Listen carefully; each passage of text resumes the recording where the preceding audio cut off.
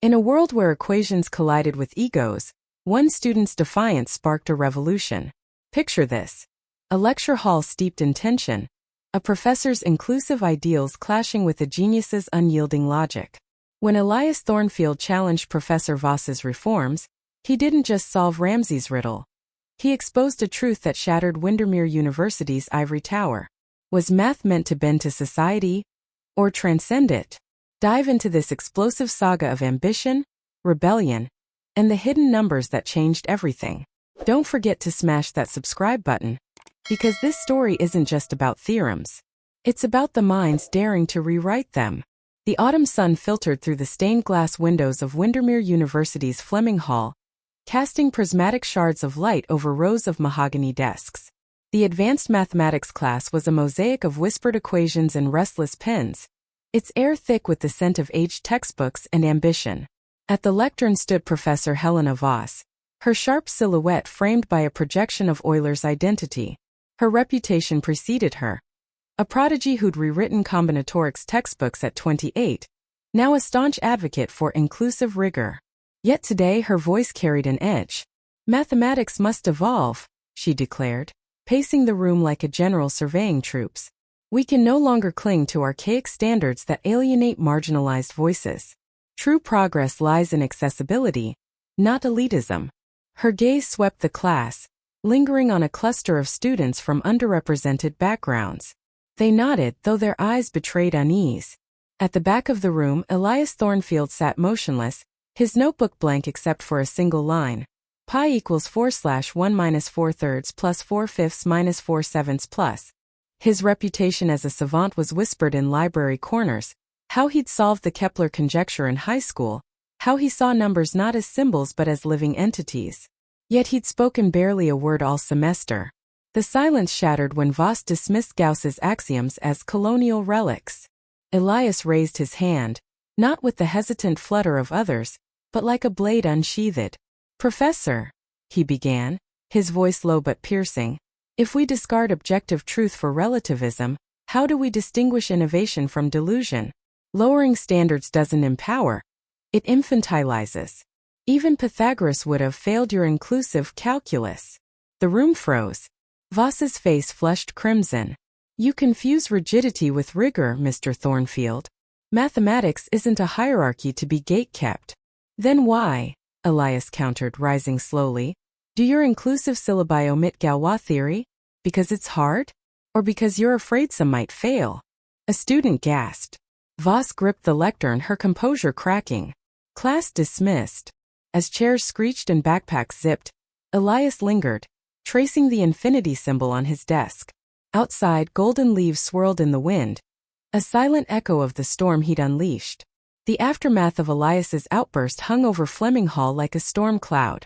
Students lingered in clusters, their whispers sharp as razors. Aisha Patel, a sophomore from Mumbai whose family had scrimped to send her to Windermere, clenched her fists. "Arrogant genius," she muttered to her friend Diego, a first-gen student from East L. "He thinks he's the only one who cares about truth?" But Elias had already vanished, his footsteps echoing down the marble staircase. He moved with the precision of a man late for an appointment with destiny, though in reality, he was headed to the campus cafe, where a half-priced latte and a dog-eared copy of Gödel, Escher, Bach awaited. Meanwhile, Professor Voss retreated to her office, its walls adorned with framed accolades. Pioneer in decolonizing mathematics, advocate for equity in STEM. She glared at her computer screen, rereading an email from the dean. "Student satisfaction in your course has dropped 18% since last semester." Her fingers trembled. How dare they misunderstand? She'd fought too hard to dismantle Windermere's ivory tower, one built on weeding out the unfit. The next class, a calculated gambit. 3 days later, the air crackled with anticipation. Voss entered, her heels clicking like a metronome. "Today," she announced, "we explore Ramsey Theory, a testament to mathematics' social dimension." She projected a slide. R55 remains unsolved. Proof requires collaboration, not lone wolf heroics. Elias stiffened. Ramsey numbers were his obsession. He'd spent nights mapping their symmetries in his dorm's dim glow. "Modern problems demand modern tools," Voss continued. Traditional methods, like Euclid's axioms? Elias interrupted, his voice calm but carrying. Ramsey's theorem itself is a monument to eternal truth. You'd replace it with what? Groupthink. Voss's eyes narrowed. An example, then. She scribbled R77 on the board. Solve this in 10 minutes using your pure logic. Or admit that progress requires adaptation. The class gasped. Even doctoral candidates struggled with R55. Elias stood, his chair screeching. Agreed. But you must judge fairly. As the clock ticked, the room held its breath. Aisha rolled her eyes. Show off, she whispered. Yet Diego leaned forward, intrigued. Elias began writing. Not with cutting-edge algorithms, but with hand-drawn graphs, their nodes blooming like frost on glass. He invoked Aristotle's organon, weaving logic into geometric patterns. At 9:59 he capped his pen. Ramsey's truth isn't flexible, Professor. It's inevitable. Voss paled. The proof was unorthodox, brilliantly so. But her voice stayed steady. A parlor trick. Mathematics isn't about. About what? Elias's gaze locked onto hers. Gatekeeping? Or revealing what's already there? The classroom emptied in stunned silence after Elias's proof. Aisha lingered, her notebook clutched to her chest like a shield. R77. A problem that had haunted PhD candidates. Solved in 10 minutes with pencil and paper. She glanced at Diego, who was scribbling furiously, trying to decode Elias's graphs. Why does he even bother? She snapped. This isn't about math anymore. It's a power trip. Diego paused, his brow furrowed. Or maybe he's right? I mean, Voss keeps saying math should reflect society. But when's the last time we got to actually do math? Aisha opened her mouth to retort, then closed it. The truth stung. Professor Voss's dilemma. In her office, Voss stared at Elias's proof, her reflection pale in the darkened window. The dean's email glowed on her screen. Student retention in STEM is plummeting. Fix this, Helena. She'd fought so hard to make mathematics accessible, to dismantle the elitist machine that had nearly crushed her own ambitions as a working-class immigrant. Yet here was Thornfield, wielding logic like a weapon, exposing the fragility of her reforms. Her phone buzzed. A message from the university's diversity committee. Can you present at the symposium next week? Highlight your inclusive pedagogy. She laughed bitterly. Inclusive pedagogy. The phrase felt hollow now. The library encounter. That evening, Elias sat in the library's Gothic vault, surrounded by towers of books. He wasn't studying. Gödel, Escher, Bach lay open beside him, but waiting. Sure enough, footsteps approached. A first-year student, Lynn Tran, hovered nearby, her laptop adorned with a Women in STEM sticker. Excuse me, she whispered. Could you explain your Ramsey proof? Elias gestured to the seat across from him. For 2 hours, he dissected the theorem, not with the arrogance of a prodigy, but the patience of a mentor.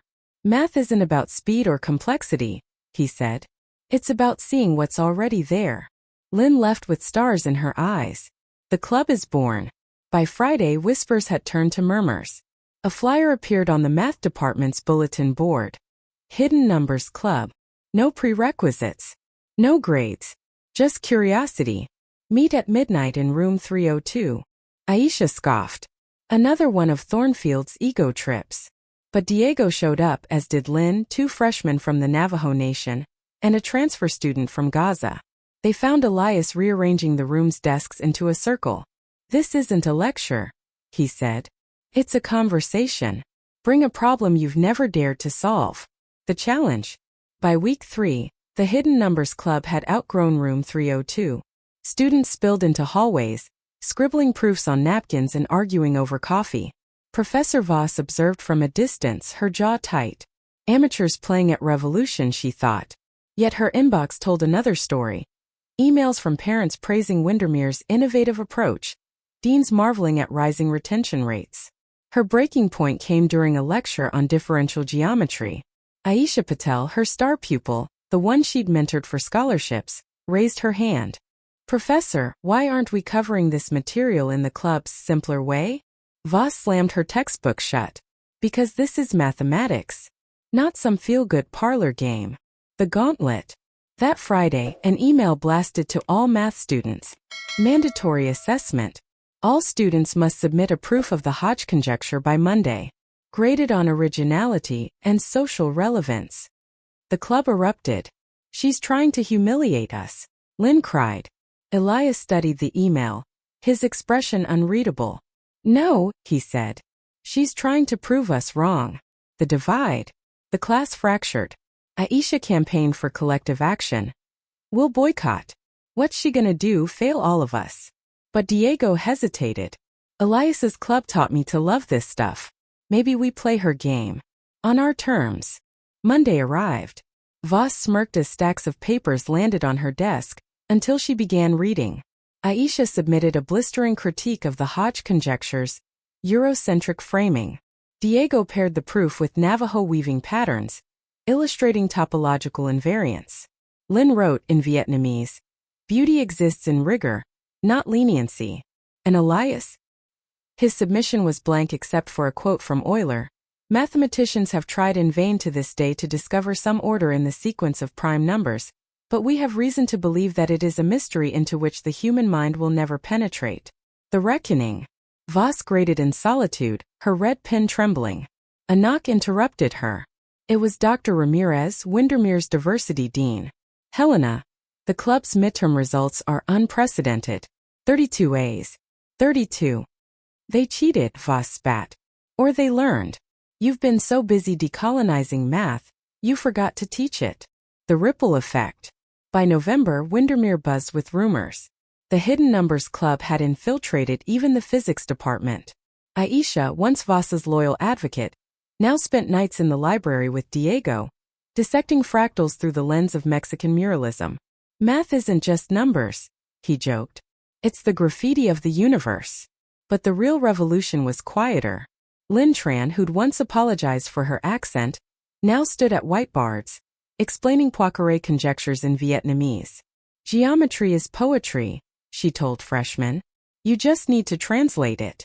Voss's shadow. Professor Voss watched from the edges. She'd slipped into the club's midnight sessions twice, hiding in the back like a ghost. She saw Elias not lecturing but listening as a Palestinian student linked group theory to traditional tile patterns. She saw joy in the room, a joy her own classes had stifled. At home she reread her old journals. Math saved me from poverty. But who did I become to save others? The final exam. The last lecture before finals, Voss entered Fleming Hall with a manila envelope. Your exam, she announced, is a single question. What does it mean to solve a problem? Aisha smirked. No word limits? None. But I expect rigor. That night the club gathered. Elias frowned at the prompt. She's testing our philosophy, not our calculations. Then let's answer her, Diego said. They wrote through dawn, weaving equations with personal essays, Navajo constellations with refugee camp arithmetic. The revelation. Grading the exams, Voss wept. Aisha had compared solving problems to climbing mountains. Summits aren't lowered for climbers. They're reached by building bridges. Diego's paper featured a mural-inspired proof of the Collitz conjecture, annotated with his abuela's recipes. And Elias? His submission was a blank page with a single sentence. A solution exists when we stop fearing the question. The email. At dawn, Professor Voss sat in her office, her inbox open. The cursor blinked on a draft. To Windermere Community. From Helena Voss. Subject. A correction. She hesitated, then typed. For years I believed inclusivity meant bending standards. I was wrong. True equity is about raising others to meet the standard, not lowering it. Credit belongs to those who dared me to see clearly. A tear smudged the screen. She clicked send. The encounter. Elias found her an hour later, standing before the Hidden Numbers Club's whiteboard. Eraser in hand, she'd been correcting a proof, his proof. You've been avoiding me, she said, not turning. I didn't think you wanted to talk. Voss sighed. Why a blank page, Thornfield? Because the answer was already in your question. What does it mean to solve a problem? You needed to hear the silence to find your own voice. She laughed, a fractured sound. You're more arrogant than I realized. Or more honest. You once said math should reflect society. But society changes. This, he gestured to the room, is how it changes. The farewell. Commencement day arrived. Elias skipped the ceremony, instead packing his dorm. Girdle, Escher, Bach, a Navajo weaving gifted by Diego, Lynn's Vietnamese notebook. A knock came. Aisha stood there, her degree in hand. You're leaving now? Planes are cheaper midday. She stepped inside uninvited. Voss told me about your scholarship offers. MIT, Princeton. Why reject them? Because Windermere needs me more. He zipped his suitcase. Besides, someone has to teach your kids Ramsey Theory. Aisha rolled her eyes. Still insufferable. But she hugged him. The legacy. Years later, Windermere's math department thrived. A plaque outside room 302 read, "Where courage met curiosity." Professor Voss, now emeritus, taught a course called The Ethics of Rigor. Her lectures included a slide. A solution exists when we stop fearing the questioning. And Elias? He ran the Hidden Numbers Club until his death at 93, leaving a single stipulation. No trophies. No statues. Just chalk. As the final chalk dust settles, ask yourself, what if the greatest equation isn't on the board, but in the silence between questions? Professor Voss's redemption, Elias's legacy, and the club that defied academia's limits. This is just the first chapter. Stay tuned. The next revolution begins when you hit play again.